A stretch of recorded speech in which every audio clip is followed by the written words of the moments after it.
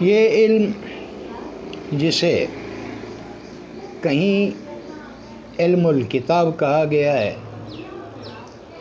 کہیں خاص علم کہا گیا ہے، کہیں اسے علم تصوف کہا گیا ہے۔ تصوف لفظی بحث سے ہٹ کے کہ تصوف کا مشتق کیا ہے، مادہ کیا ہے، کسی نے کہا صوف سے نکلا ہے، کسی نے کہا صفا سے نکلا ہے وغیرہ، اس بحث سے صرف نظر کرتے ہوئے میں اس کے معنی یہ سمجھتا ہوں کہ وہ علم جسے ہم علم قرب کہہ سکتے ہیں یا علم حقیقی کہہ سکتے ہیں، اس سے مراد علم تصوف ہوتا ہے۔ اس علم میں طالب کے اندر طلب ہونی لازمی ہوتی ہے، پھر اگلا کام مرشد کا ہوتا ہے۔ اس علم میں بنیادی طور پر مرشد جو تعلیم کرتا ہے، بعض خانوادے 5 لطائف کو گنتے ہیں اور کچھ ان لطائف کی تعداد 7 بتاتے ہیں بقدر ہمت۔ پہلا لطیفہ ناف کی جگہ پہ ہوتا ہے، جس کو نفس کا نام دیا گیا ہے۔ اس کے بعد دوسرا لطیفہ قلب ہوتا ہے، جس کا مقام دل کو گنا جاتا ہے، دل والی جگہ پہ۔ تیسرا دل کے دائیں طرف تھوڑا سا فاصلے پر، اس کو خفی کہتے ہیں۔ سینے کے درمیان میں جو لطیفہ ہوتا ہے اس کو سر یا سری کہتے ہیں۔ لائن میں سری سے تھوڑا سا پھر دائیں طرف ایک اور لطیفہ موجود ہے جس کو اخفا کہا جاتا ہے۔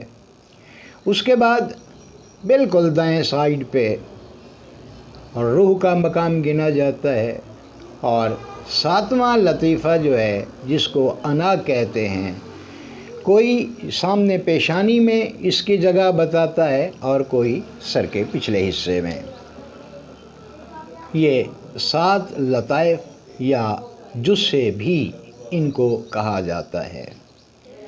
جس طرح انسان کے اندر روح موجود ہے لیکن نظر نہیں آتی، اسی طرح یہ لطائف بھی انسان کے اندر موجود ہیں لیکن نظر نہیں آتے۔ کہتے ہیں کہ ایک لطیفے کو بیدار کرنے میں کم و بیش 12 سال کا عرصہ لگ جاتا ہے، لیکن اگر مرشد کامل ہو تو بہت تھوڑے وقت میں، حتیٰ کہ ایک نظر ڈالنے کے سے وقت میں بھی یہ بیدار ہو جاتے ہیں۔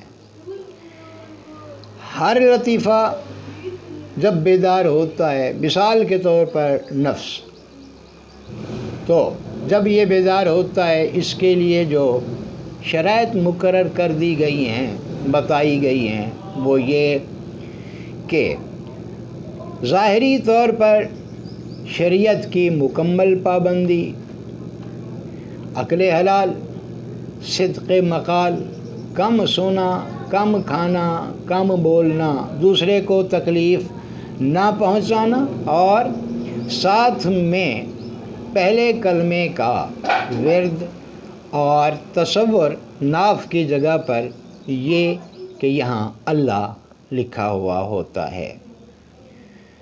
جب اس مرحلے کو مبتدی یا سالک طے کر جاتا ہے تو ان ساری شرائط کے ساتھ پھر لطیفہ قلب کا جو عالم ہے، جو جہان ہے، جب وہ اس میں قدم رکھتا ہے تو ان ساری چیزوں کے ساتھ پھر لطیفہ قلب کا ذکر بھی، تصور بھی، وہ بھی کرنا پڑتا ہے، ذکر خفی بھی، ذکر جلی بھی۔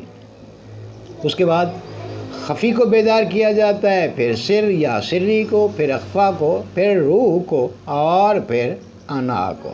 یہ آخری منزل ہوتی ہے جب یہ ساتوں لطائف بیدار ہو چکے ہوتے ہیں، تو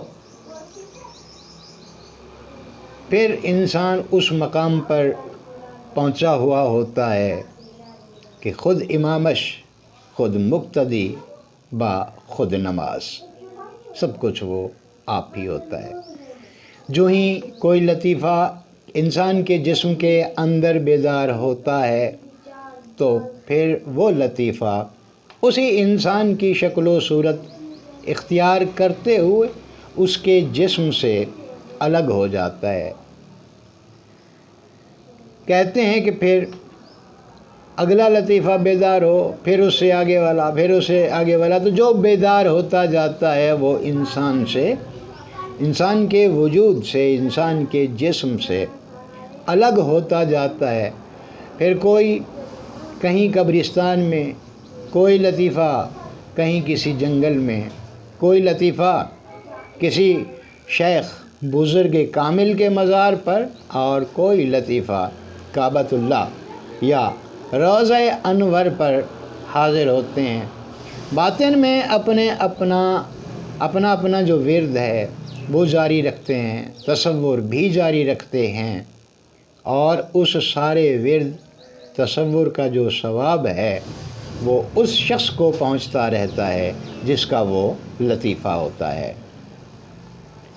کچھ اہل تصوف یہ بھی بتاتے ہیں کہ انسان جب مر جاتا ہے تو جسم قبر کے اندر ہو سکتا ہے گل سڑ جائے، لیکن جس طرح روح علیین یا سجین میں چلی جاتی ہے، اسی طرح یہ لطائف بھی قبر کے اندر زندہ رہتے ہیں۔ اور جب کوئی سا انسان قبرستان جاتا ہے، قبرستان کی حدود میں قدم رکھتے ہی جب وہ اہل قبور کو سلام کرتا ہے تو یہی لطائف ہوتے ہیں جو جواب دیتے ہیں اور ہم کلام ہوتے ہیں۔ کہتے ہیں کہ یہ لطائف پھر مرتے نہیں ہیں، قیامت تک زندہ رہتے ہیں اور قبر کے اندر موجود رہتے ہیں۔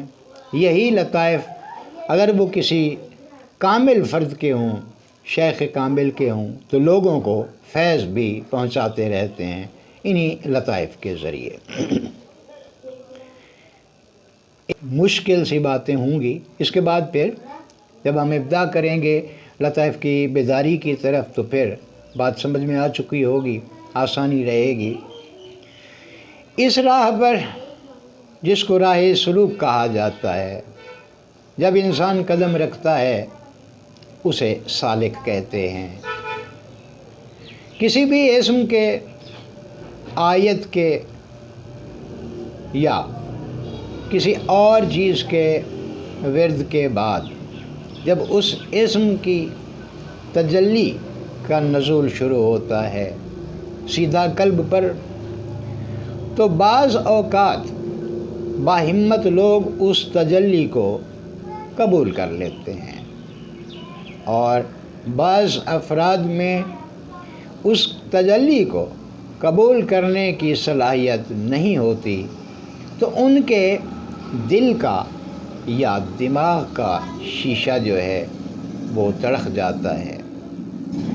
اس اسم کی تجلی کو انہوں نے جذب تو کر لیا، لیکن اس سے آگے پھر ان کا وہ شیشہ قلب تڑخ گیا، تو مزید وہ اس اسم کی تجلیات کو یا دیگر اسماء کی تجلیات کو قبول نہیں کر پاتے، وہ اسی عالم جذب میں رہ جاتے ہیں اور ان کو مجذوب کہتے ہیں۔